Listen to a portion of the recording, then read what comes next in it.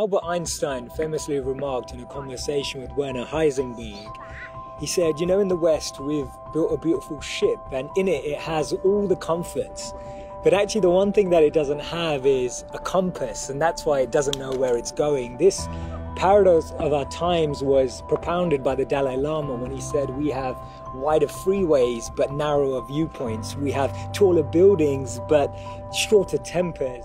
Will Smith said that we spend money we haven't earned on things we don't need to impress people we don't like.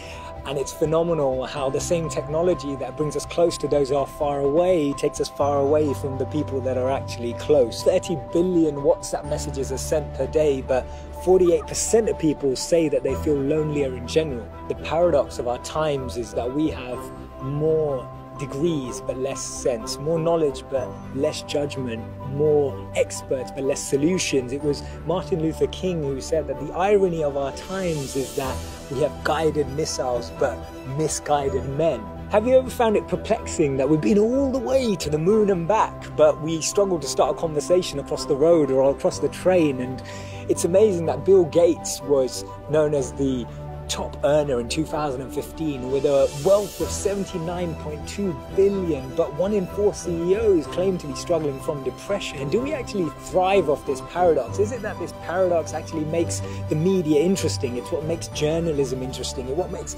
politics interesting. It's what makes television interesting. Is this paradox actually what we feed off and what we live off and what we talk about and discuss in our circles?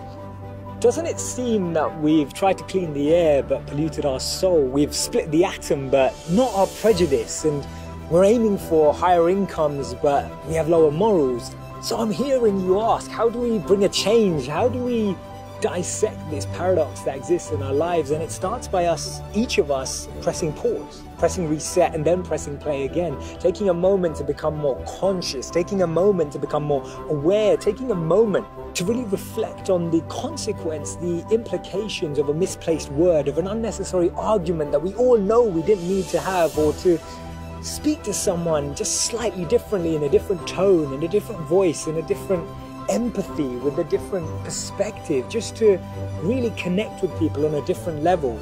This thinking out loud started from Albert Einstein, and I'll track back to him when he actually said that the problems we have today can't be solved with the same thinking we used when we once created them. So actually we need to research alternative teachings. We need to dig into those ancient books of wisdom. We need to go back to understanding if there's anything written in those creased pages of time that can actually reveal more knowledge and more wisdom of how we can transform our experience of life today. Otherwise, this paradox means that every step forward we take, we're taking 3 backwards every time.